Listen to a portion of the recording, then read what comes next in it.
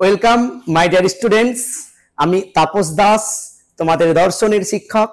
প্রথমে জানাই আমাদের এলিট অ্যাপের পক্ষ থেকে এবং আজকের দর্শনের ক্লাসের পক্ষ থেকে সকলকেই স্বাগতম। আজকে আমি তোমাদের সামনে হাজির হয়েছি অত্যন্ত কিছু গুরুত্বপূর্ণ এমসিকিউ প্রশ্ন নিয়ে। এই তোমাদের পাশ্চাত্য অধিবিদ্যার এমসিকিউ গুরুত্বপূর্ণ আলোচনা করে দিয়েছি। আজকে আলোচনা করছি ভারতীয় অধিবিদ্যা মানে বেদান্ত দর্শন। এই তোমাদের সিলেবাসে যে বেদান্ত দর্শন রয়েছে তার অত্যন্ত গুরুত্বপূর্ণ, যেগুলো পরীক্ষায় অবশ্যই আসবে সেই সব প্রশ্ন নিয়ে আজকে আমরা আলোচনা করতে চলেছি।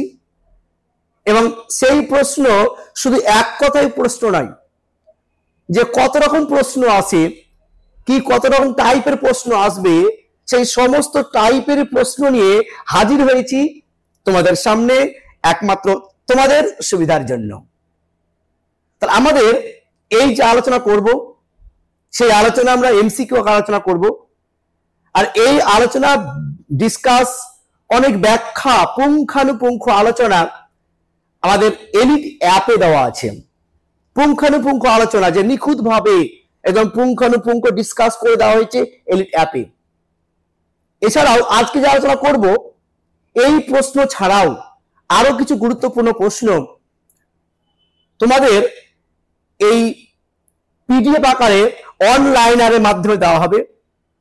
সবাই কিন্তু তোমরা অবশ্যই ডাউনলোড করে নিও, দেখবে সেই প্রশ্নগুলো এই পরীক্ষাতে অনেকটাই উপকৃত হবে। এছাড়াও যদি তোমরা না আরো ভালোভাবে আরো বেশি করে জানতে চাও, তাহলে আমাদের এলিট অ্যাপে যে টেস্ট সিরিজ দেওয়া আছে, সেই টেস্ট সিরিজটা নিলেই তোমরা আরো বিষয়গুলো পুঙ্খানুপুঙ্খ ভাবে, সামগ্রিক ভাবে বিষয়গুলো জেনে যাবে। তাহলে চলো আজকে আলোচ্য বিষয় শুরু করি আমরা, যে অত্যন্ত গুরুত্বপূর্ণ একটা বিষয়, যে বেদান্ত দর্শন, অর্থাৎ তোমাদের সিলেবাসে ভারতীয় অধিবিদ্যা। দেখো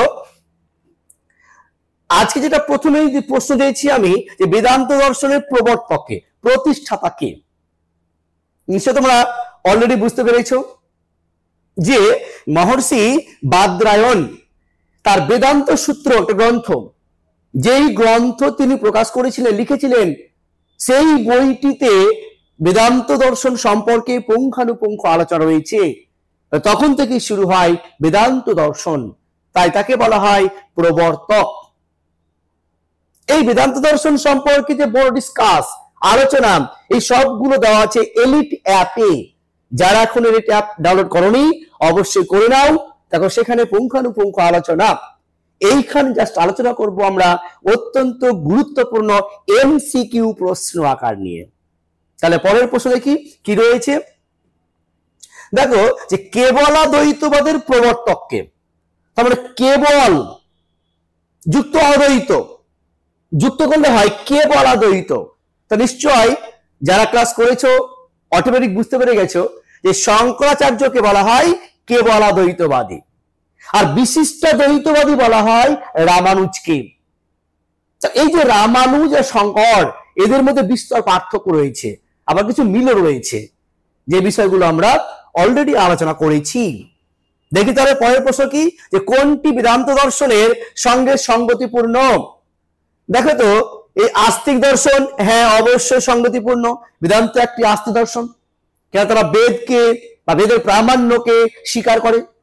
আবার দেখো নাস্তিক দর্শন হবে না, কেন নাস্তিক কারাকে বলা হয়, যারা বেদের প্রামাণ্য স্বীকার করেন না, তাদের কি বলা হয় নাস্তিক। অর্থাৎ বেদান্ত নাস্তিক হবে না, কেন বেদান্ত দর্শনে বেদের প্রামাণ্য স্বীকার করা হয়। দেখো জড়বাদী দর্শন হবে না, জড়বাদীকে চার বাক, তাহলে উত্তর হবে না জড়বাদী। তবে দেখো নিরীশ্বরবাদী, নিরীশ্বরবাদী বলতে যারা ঈশ্বরকে স্বীকার করেন না, তা বেদান্ত ঈশ্বর স্বীকার করেন, অতএব তাহলে বেদান্তের সঙ্গে সঙ্গতিপূর্ণ কোনটা হলো, আস্তিক দর্শন। আশা করছি বুঝতে পেরেছো। নেক্সট পরের যাই। দেখো ব্রহ্ম সত্য, জগৎ মিথ্যা, জীব ব্রহ্ম ছাড়া আর কিছুই নয়, এই কথাটা কে বলেছিল? যে ব্রহ্ম সত্যং জগন মিথ্যা যে ব্রহ্মৈব না পর, কে বলেছিল? শঙ্কর, আচার্য শঙ্কর। দেখো তো কোথায় আছে, আচার্য শঙ্কর, সরি এখানে দুটো একই হয়ে গেছে,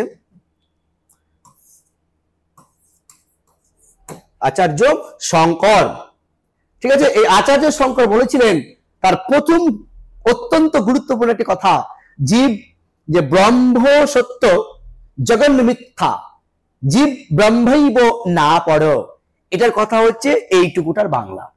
তারা কেউ তো হলো আচার্য শঙ্কর বা শঙ্করাচার্য, যাকে বলা হয় কেবলাদ্বৈতবাদী, মানে কেবল অদ্বৈতবাদী, ঠিক আছে।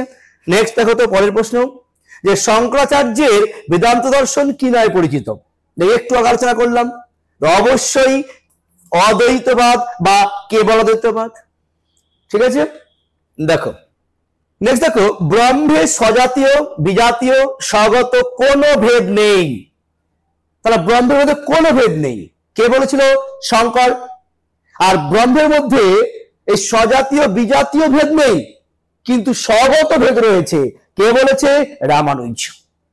তার একটিও ভেদ নেই বলেছে শঙ্কর, আর স্বজাতীয় বিজাতীয় ভেদ না থাকলেও স্বগত ভেদ রয়েছে, কে বলেছেন? রামানুজ। তার উত্তরটা এই প্রশ্নের পরিপ্রেক্ষিতে অবশ্যই শঙ্করাচার্য।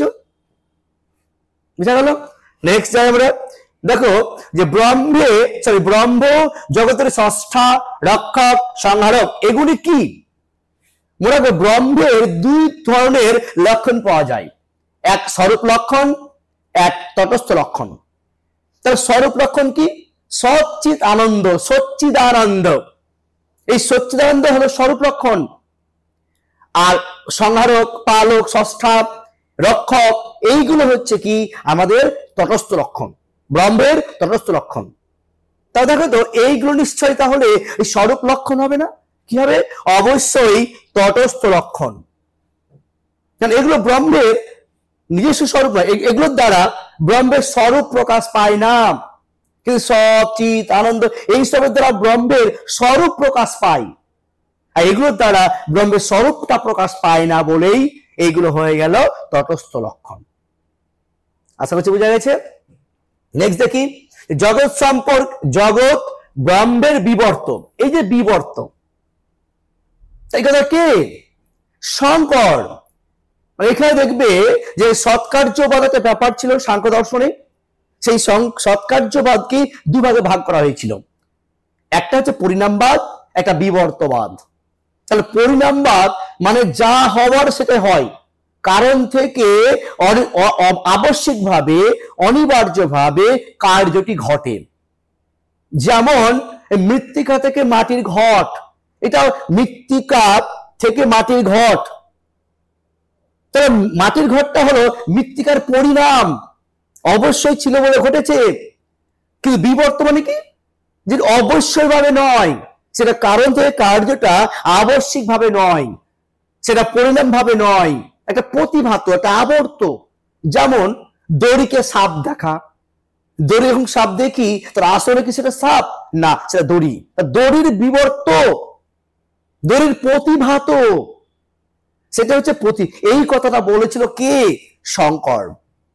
শঙ্কর বলেনি যে জগৎ ব্রহ্ম সত্য জগৎ মিথ্যা, এই ব্রহ্ম সত্য জগৎ মিথ্যা ওইখানেই ব্রহ্মের ব্যাখ্যা থেকেই তিনি বলেছেন যে জগৎ ব্রহ্মের বিবর্ত, এটা প্রতিভাত। দড়িকে যেমন সাপ রূপে দেখি, ঠিক সেরকম ভাবে ওই ব্রহ্মকে আমরা জগৎ রূপে দেখি। কে দেখাচ্ছে? মায়া। ওই মায়ার দ্বারা আমরা জগৎ রূপে দেখি। যখন মায়া কেটে যায় তখন ব্রহ্মের জ্ঞান প্রকাশ পায়, তখন ব্রহ্মকে হয়। তাহলে কি বুঝতে পারলাম এই কথাটা কে বলছেন? শঙ্কর। তার উত্তর হল শঙ্করাচার্য। আশা করছি বোঝা গেছে। নেক্সট দেখো যে অদ্বৈত বেদান্ত মতে মায়া বা অজ্ঞানের দুটি কাজ অত্যন্ত গুরুত্বপূর্ণ, দুটি কাজ, সেটা কি কি? অত্যন্ত ভিভিআই প্রশ্ন এটা। দুটি কাজ, একটা আবরণ, একটা বিক্ষেপ। আবরণ শক্তির দ্বারা ব্রহ্মকে আচ্ছাদন করে, ঢেকে দেয়, আবরণ করে, ঢেকে দেয়। আর বিক্ষেপ শক্তির দ্বারা জগৎ সৃষ্টি করে। তাহলে মায়ার একটা শক্তি আবরণ ব্রহ্মকে আচ্ছাদন করে ঢেকে দিচ্ছে, আর একটা শক্তি দ্বারা জগৎ সৃষ্টি করছে। তো এই দুটি কাজ, এই দুটি শক্তি, একটা আবরণ, একটা হচ্ছে বিক্ষেপ। দেখো তো কি কোথায় আছে আবরণ বিক্ষেপ? উত্তর হবে C is the right answer. দেখো নেক্সট, শঙ্করাচার্যের মতে তত্ত্বমসি বাক্যের তম পদের অর্থ কি? এই তত্ত্বমসি একটা বাক্য, মহাবাক্য একটি, যেই বাক্যের দ্বারা জীব আর ব্রহ্ম যে এক, জীব আর ব্রহ্ম যে এক, এই জ্ঞানটা প্রকাশ করে এই বাক্যের দ্বারা। তৎ আর তম, যেমন স্বয়ং দেবদত্ত, স্বয়ং দেবদত্ত মানে সেই এই দেবদত্ত, মানে আগেকার দেখা যে দেবদত্ত আর এখনকার দেখা যে দেবদত্ত, এই যে সেই এই দেবদত্ত, দেবদত্ত তো এক, আগের দেবদত্ত আর এখনকার দেবদত্ত, তার দেবদত্ত তো এক, সেই আর একই জিনিসকেই বোঝাচ্ছে। তো ঠিক সেরকম ভাবে ব্রহ্ম, তৎ আর তম, তৎ আর তম, তৎ আর তম এই একই জিনিসকে বোঝাচ্ছে। জীব আর ব্রহ্ম এক, ঐক্য এক রয়েছে, সেই কথাটাকে বোঝানোর জন্য বেদান্তরা তত্ত্বমসি মহাবাক্য ব্যবহার করেছেন। তাহলে এখানে এই তম পদার্থ কি? তৎ না তম, তাহলে চৈতন্যের স্বরূপ ব্রহ্ম, এই চৈতন্য স্বরূপ যে ব্রহ্ম তাকে তৎ শব্দের দ্বারা বোঝানো হয়েছে। নেক্সট দেখো তো, যে এবার দেখো একটু নতুন টাইপের প্রশ্ন, সরাসরি কিছু প্রশ্ন নয়, এত বড় প্রশ্ন তার জন্য পাবে 1 নম্বর, কিন্তু খুব সহজ, বিষয়গুলো একটু বুঝলেই উত্তরগুলো পারা যায়, না বুঝলে কিন্তু পারা যাবে না। দেখো দেখো উপনিষদ, ব্রহ্মসূত্র, শ্রীমদ্ ভাগবত গীতা, এই তিনটিকে বেদান্ত দর্শনের প্রস্থানত্রয় বলা হয়। এটা খুব ইম্পর্টেন্ট। প্রস্থানত্রয়, প্রস্থানত্রয় মানে কি? যে তিনটি, যে ত্রয়, এই যে তিনটিকে একসঙ্গে বলা হয় প্রস্থানত্রয়।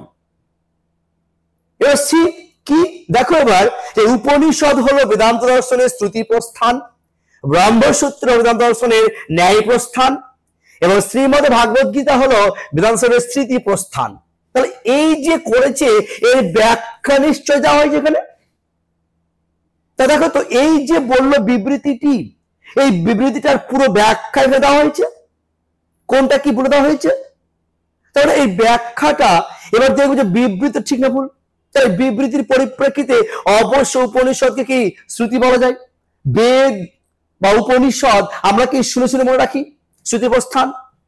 আবার এই ব্রহ্মসূত্র গ্রন্থটাকে ন্যায় বা প্রমাণ শাস্ত্র, তাহলে প্রমাণ শাস্ত্র বলতে পারবো না, তা আমরা কি বলতে পারি? ন্যায় প্রস্থান বলতে পারি।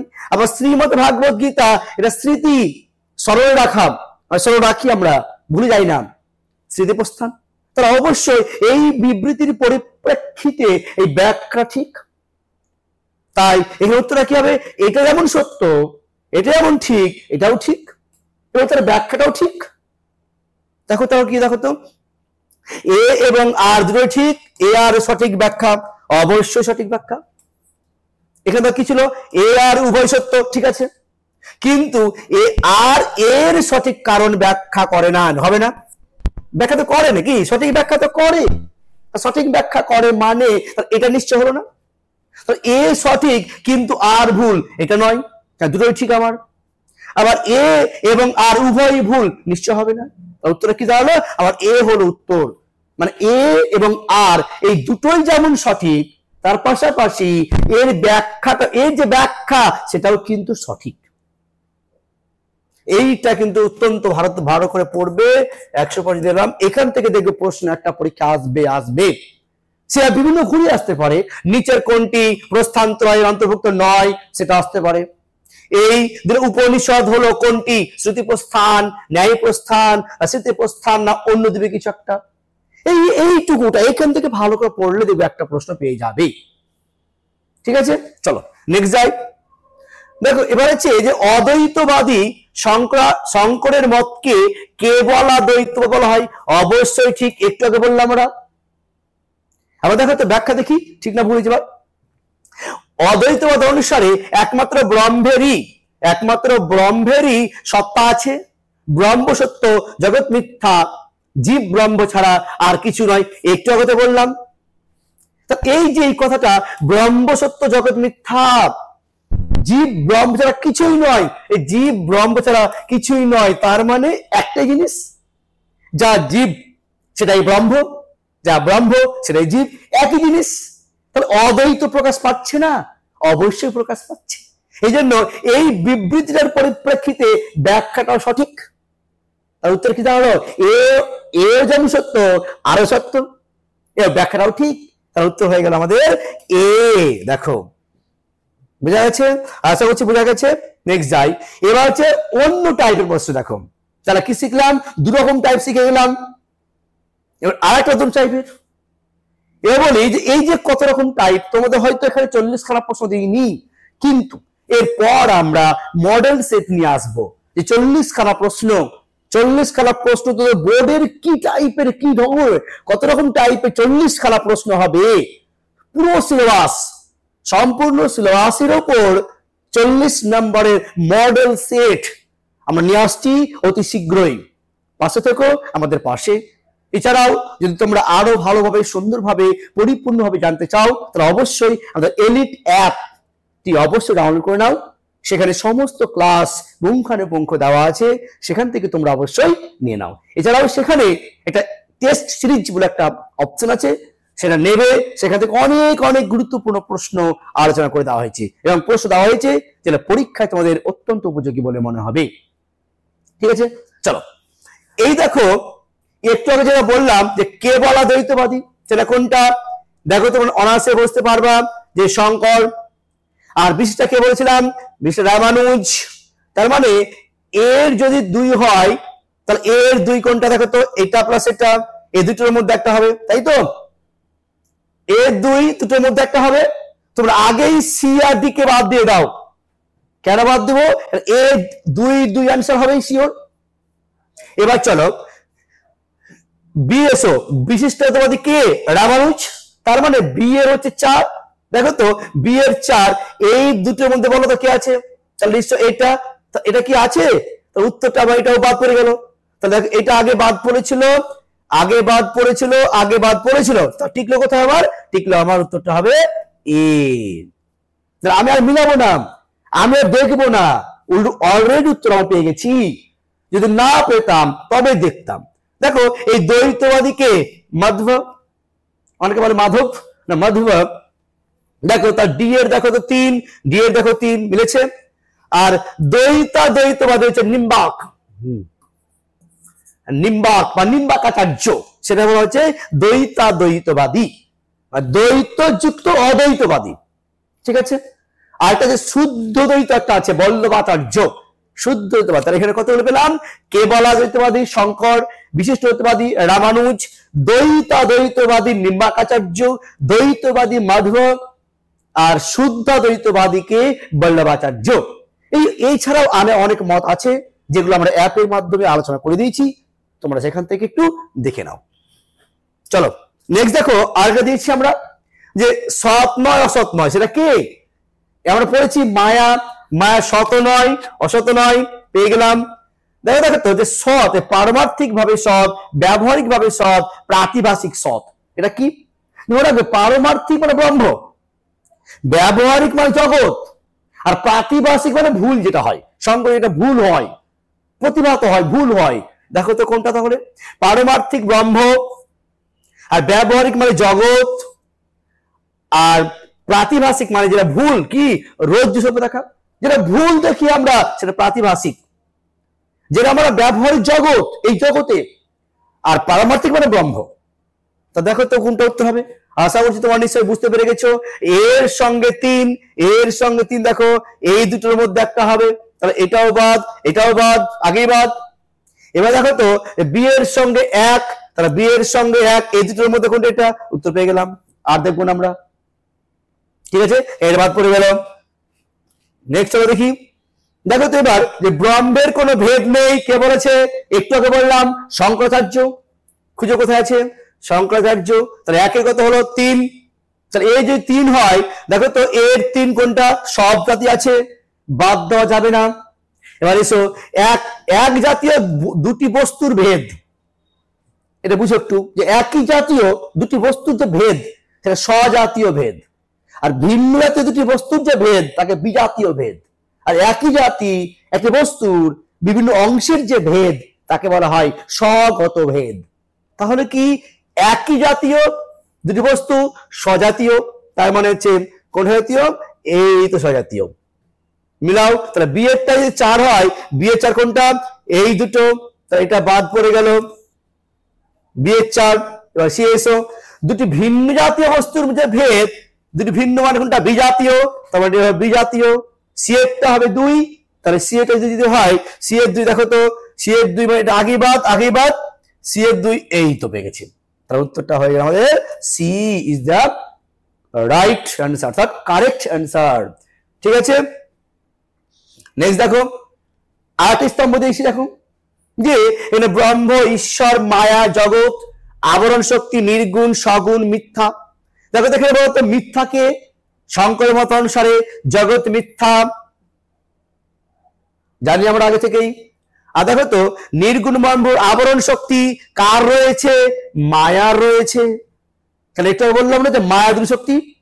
তারপর দেখো তো যে ব্রহ্ম হচ্ছে নির্গুণ ব্রহ্ম, আর হচ্ছে সগুণ। মিলাও, তাহলে এর সঙ্গে এক দেখো তো কোথায় রয়েছে? সরি, এর সঙ্গে 2 মানে এটা বাদ, আগেই বাদ। দেখো এবার ঈশ্বরের সঙ্গে 3 মানে বি এর সঙ্গে 3, এই তো উত্তর পেয়ে গেছি। এটা তো আগে বাদ পড়েছিল, 3 মানে এটা, উত্তর হয়ে গেল B is the correct answer. আশা করি বুঝতে পেরেছো। নেক্সট চলো, এবার দেখো তো ইন্টারেস্টিং একটা প্রশ্ন এবং এক নতুন টাইপের প্রশ্ন। দেখো বলো তো কোনটা হবে? আশা করি যারা আমরা ক্লাস করেছো তারা অনায়াসেই বুঝতে পেরে গেছো। চলো তাদের জন্য বলি যারা বুঝতে পারোনি। দেখো শঙ্করের মতে কোন ডায়াগ্রামটি সঠিক?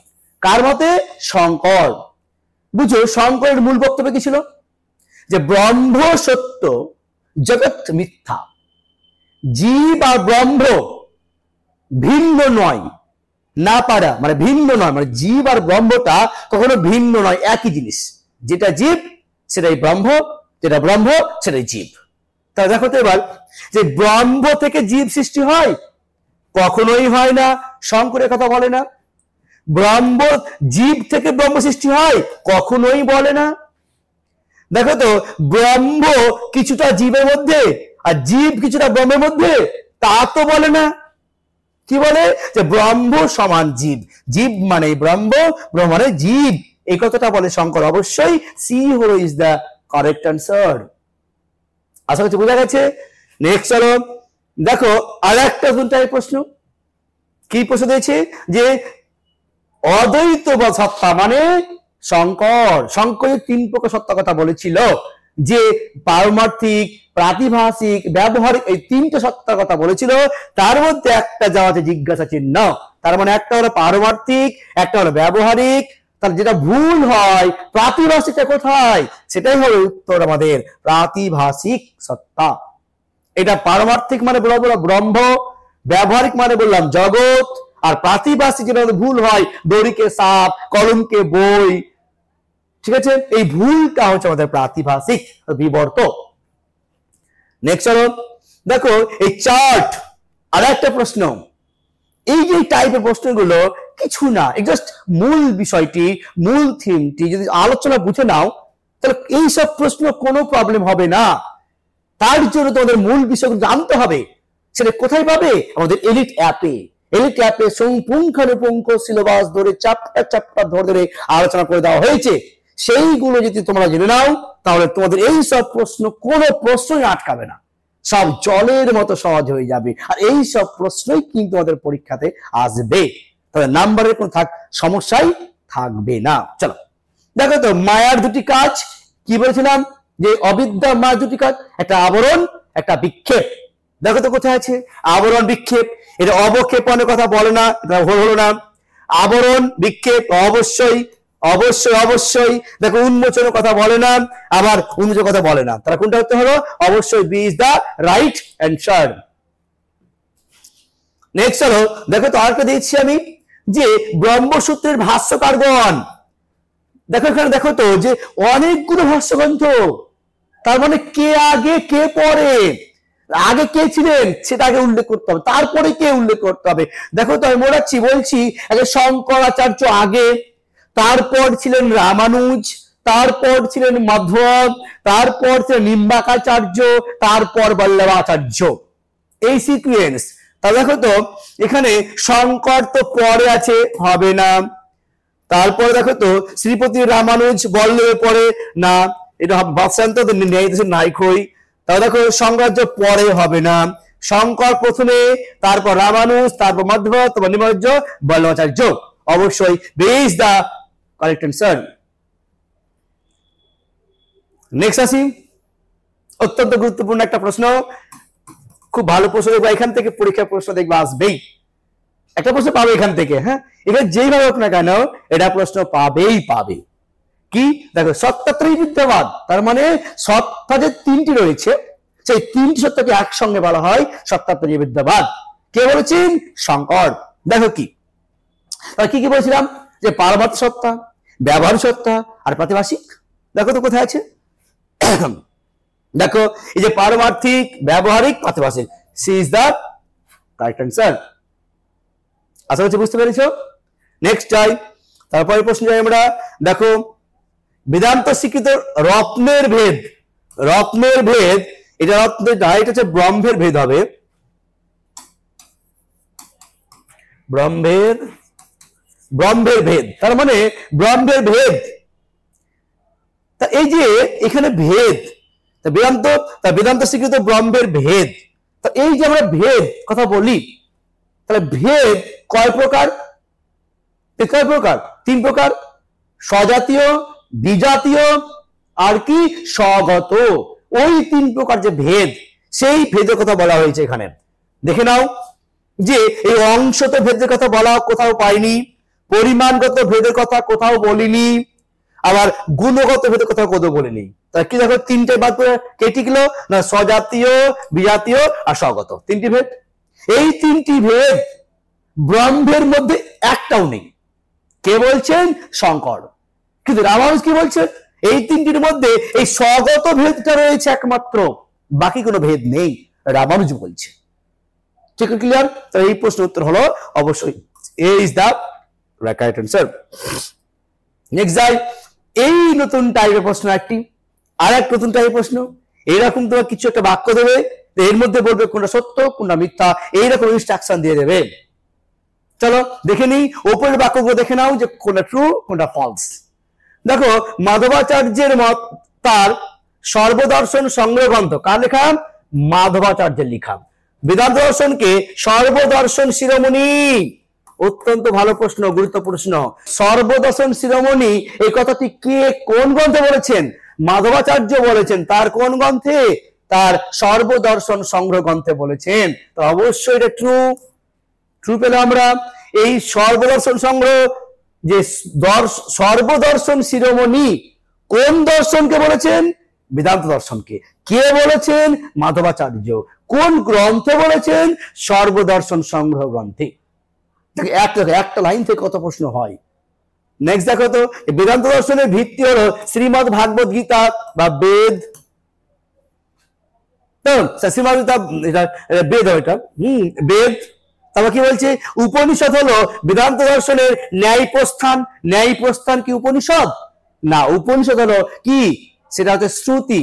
শুনে শুনে না, সেটা মনে করি, মনে রাখি, তাহলে স্মৃতি প্রস্থান নাম, শ্রুতি প্রস্থান শুনে শুনে। তারা বেদান্ত উপনিষদ আমরা শুনে শুনে মনে করি বলে শ্রুতি প্রস্থান, স্মৃতি না, শ্রুতি প্রস্থান। ঠিক আছে, তার উত্তর হবে এটা ভুল, মানে মিথ্যা। তার বেদ, এটা তো বেদ বললাম ট্রু। আর শ্রীমদ ভাগবত গীতা হলো শ্রুতি প্রস্থান, শ্রুতি। তাহলে আমাদের শুনে শুনে বিষয়টা মনে রাখি, শ্রুতি প্রস্থান, তা অবশ্যই এটা হলো ট্রু। তা দেখো তো কোথায় আছে। আচ্ছা দেখুন করি আমরা, বেদান্তের ভিত্তি হলো শ্রীমদ ভাগবত গীতা। তা এই অনুযায়ী কিন্তু এটা কি হবে? উপনিষদ হবে। এখানে যদি ধরি তাহলে নিশ্চয় ফলস, বাদ দিলাম, বেদ করলাম না। হ্যাঁ, ধরলাম যে বেদান্ত দর্শনের ভিত্তি হলো শ্রীমদ ভাগবত, ধরলাম।